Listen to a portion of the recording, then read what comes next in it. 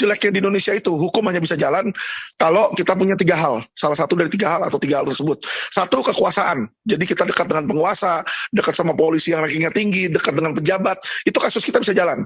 Kedua, kalau kita punya duit untuk nyogok, untuk nyuap, ya. Kalau nggak punya dua itu, saya pakai trik yang ketiga, yaitu viralin media, ya, because media people is power. Nah, itulah yang saya pakai jalan ketiga di situ. Itu terjadi dengan kasus-kasus besar. Contoh kayak kasus Indosuria. Indosuria lawan saya itu paling berat. Itu skema Ponzi 37 triliun. Skema Ponzi terbesar di Indonesia, ya.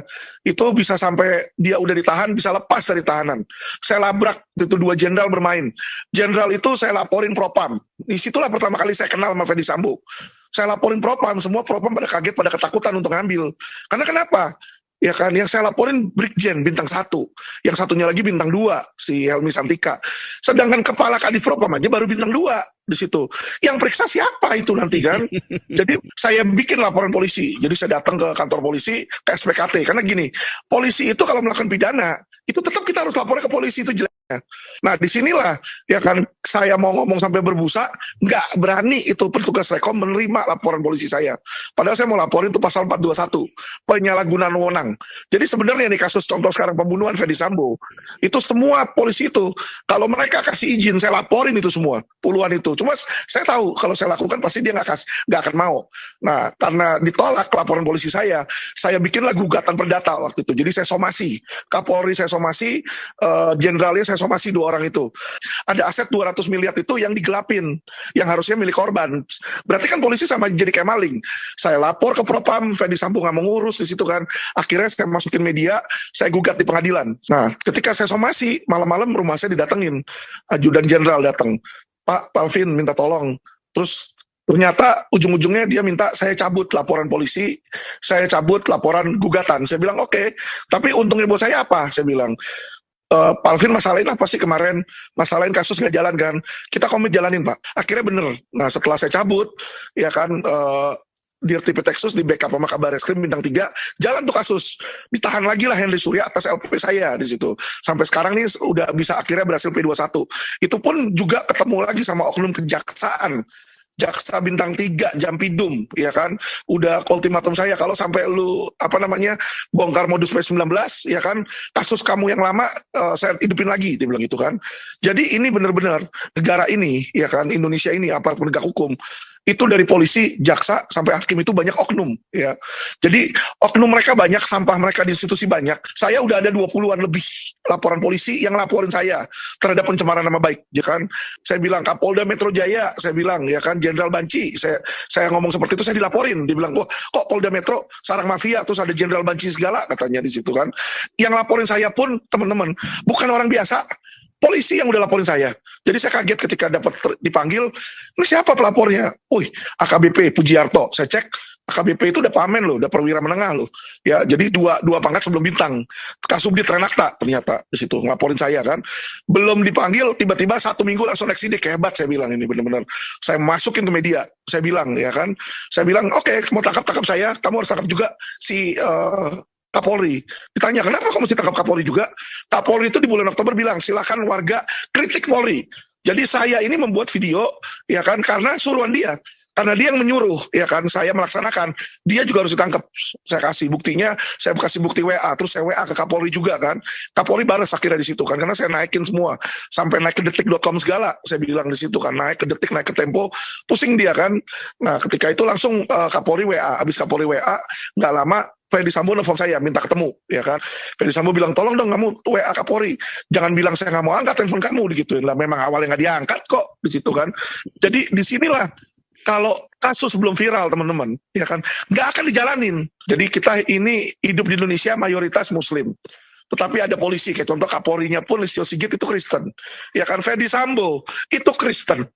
Ya kan, bawahannya Ferdy Sambo bintang 1 yang Karo Paminal, Hendra Kurniawan itu juga kalau dia sih minoritas lah Chinese, cuma apa namanya, saya antara dia Kristen juga atau Buddha, karena di kantornya itu masih banyak patung Kong ya. Jadi saya lihat mungkin keluarganya masih Buddhis di situ. Dan kalau teman-teman lihat, saya mulai lihat nih pergerakan di dalam kepolisian nih, mulai banyak anak-anak Tuhan dimasukin. Jadi contoh di Texas yang baru itu, Wisnu itu juga Kristen. Kasubdit TPPU Kristen di sini ya. Jadi mulai banyak nih, terus Karo Wasidik, Iwan Kurniawan juga Kristen teman-teman. Tetapi mohon maaf ya, nggak semua orang Kristen itu benar ya, sorry, mulutnya mengatakan Tuhan, tapi tangannya juga mengerjakan hal-hal yang kotor di situ. Jadi kalau saya bicara itu bisa dari Detik, Tempo, Gatra, bisa masuk semua itu, halaman depan, bisa masuk ke TV. Nah itu hal yang sebenarnya sulit teman-teman ya. Karena background saya ada uang, di awal-awal saya sebenarnya beli program. Jadi kayak saya ketemu Haritanu, saya beli program di MNC, saya beli program di iNews. Nah setelah saya mulai ada nama, saya singkirkan itu, saya nggak mau lagi. Karena lumayan mahal teman-teman. 6 sesi itu 1 miliar. Ya, jadi menurut saya itu agak berlebihan sih. Nah, untuk supaya bisa ada keadilan, yang tadi dibilang golongan menengah, apalagi menengah ke bawah ya, kalau nggak ada dukungan dari media, nggak akan jalan. Kedua yang kita gencarkan medsos teman-teman. Kalau ada masyarakat yang datang ke kami, mereka jadi korban oknum, itu mereka biasanya ada rekaman atau apa, mereka mau bongkar, tapi lawyer mereka nggak akan berani naikin. Kenapa? Lawyer itu selalu takut ketika berbicara jelek tentang polisi. Ketika dia bicara jelek tentang polisi, besoknya itu lawyer akan ditarget sama polisi, saya jamin. Ya, karena kenapa? Oknum-oknumnya ini bukan cuma satu, berjemaah teman-teman. Teman-teman mungkin udah baca berita, ya ini Ferdy Sambo diduga ketua Satgasus, Satuan Tugas Khusus di situ ya. Jadi Satgasus ini menangani kasus-kasus pidana-pidana serius lah. Nah, tapi anehnya Satgasus ini tidak ambil dana dari kepolisian loh. Jadi mereka suruh cari anggaran sendiri. Coba bayangin. Kan kalau dia nggak mendapatkan anggaran dari APBN, ya kan uangnya dari mana coba? Nah, saya mau memberikan beberapa data valid ya. Jadi gini, satu, judi online. Jadi benar informasi yang beredar bahwa kepolisian menerima uang dari judi online. Ya, karena saya punya klien judi online juga yang ditangkap, ya kan. Nah, kita ini bicara sama temannya dia yang waktu itu di satu sel. Nah, temannya ini ditangkap juga karena dia telat ngasih setoran ke Polda Metro. Situ. Jadi ada sebuah subdit di Polda Metro namanya Resmob, di mana kalau kasus-kasus judi online pasti ke situ. Pasti ke situ. Namanya judi online, lewat online. Ya cyber dong yang punya teknologi untuk menangani. Tapi ini tidak, teman-teman. Anehnya di Polda yang nanganin Resmob subditnya. Mana judinya? Nggak bisa dibuktiin. Bandarnya kagak ada, pemainnya kagak ada. Yang dia mau cuma uang hasil judinya itu diambil. Jadi itu orang digebukin, malam-malam dikeluarin dari tahanan, uangnya dari ATM diambil di situ. Ya kan ada buktinya. Apa yang saya lakukan? Saya laporin itu Kanit sama penyidik secara etik juga ke Irwasda, ya kan. Setelah saya lapor ke Irwasda, besokannya saya datang mau nanya laporan, saya udah lihat Kasubditnya lagi di depan bawa bingkisan gede banget, 2 meter ada kali itu bingkisan tuh. Terus saya ketemu sama Irwasdanya ketawa. Tuh Vin, lu lihat di depan tuh bingkisan tuh 2 meter tuh dari Kasubdit tuh, kata dia. Kita laporin polisi, percuma Pak. Ya, jadi adanya propam kan di propam itu percuma. Kenapa? Anda bikin laporan ke propam, besokannya polisi propam itu dapat duit dari polisi penyidik dan ditutup kasusnya. Selesai. Kecuali kasus Anda udah viral kayak kasus Brigadir J. Nah itu bisa jalan. Kalau nggak viral, nggak ada kekuasaan dan nggak ada duit, nggak akan jalan. 3 itu balik lagi.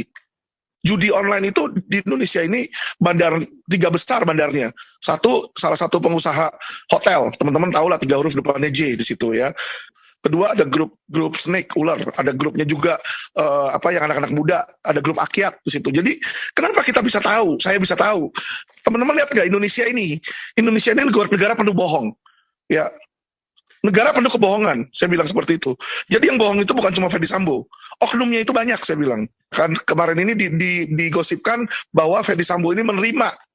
Ya kan, menerima, dia menjadi semacam kayak perantaranya lah, menerima uang, polisi menerima uang untuk mengamani judi online. Nah, untuk menepis gosip itu, ya kan, maka polisi ini lagi gencar sekarang menumpas judi online. Itu hanyalah pencitraan. Coba deh, kemarin ini berapa hari yang lalu baru digerebek di Polda Sumut, ya kan, Kapoldanya namanya Irjen Panca. Jadi dia tangkap orang, tapi mana? Dari hasil penangkapan itu cuma anak buah doang semua yang ditangkapin, yang operator yang ngurusin websitenya. Bosnya kagak ada yang ditangkap, teman-teman. Jadi bandarnya kagak ada, besok dia tinggal bikin lagi tempat baru. Nah, emangnya sesusah itu tahu bandarnya? Lah saya aja tahu kok bandarnya siapa. Cuma kan mereka nggak mau nangkep, masalahnya di situ. Saya ngomong di TV, saya ngomong di Tempo, saya ngomong di Gatra. Saya bilang, Kapolri nggak usah banyak bacot lu mau numpas kejahatan. Gua kasih lu nama listnya. Ya kan, contoh investasi bodong, ya kan, nggak usah jauh-jauh. Mahkota nembak 7,5 triliun. Itu terlapornya Raja Sabta Oktohari, Ketua KOI. Ya kan, lah, lu Kapolri malah apa? Dikasih jabatan Ketua ISI, Ikatan Sepedia, ya kan, sedangkan KOI Ketua Olimpiade, si Raja Sabta. Gimana lu bisa nangkep di situ? Ada kedekatan kayak begitu. Kapolda dikasih jabatan Sekjen PBSI, ya kan? Nah, kayak dia mau nangkap, gimana dia bisa mau nangkap Ferdi Sambo? Akhirnya kan dilimpah ke Mabes, toh. Coba kalau masih Polda Metro yang ngurus, atau Polres. Akhirnya kan ke Polda Metro, wadir krimumnya kan dikenain juga sanksi itu. Jadi Siagian, merekayasa. Inilah yang terjadi. Nah, kita punya pemerintah, yang mana pemerintahnya cuma seolah-olah dia kerja, oh kami akan berantas, senang saja, ya kan. Tapi kerjanya apa? Saya bilang sama Kapolda Metro, kerja lu tuh cuma pencitraan. Coba lihat Facebooknya dia, coba lihat Instagramnya. Tinju-tinjuan lah, mak-makan, ya kan. Nah, tugas polisi itu apa sih? Kan melindungi, mengayomi, mengurusi pidana. Nah, ini pidananya satu pun tidak ada investasi bodong yang berhasil diselesaikan loh di Polda Metro. Jadi kalau yang harus kita bilang itu masyarakat memusuhi kita. Tapi masyarakat yang mana maksudnya oknum-oknum itu? Karena the way Indonesian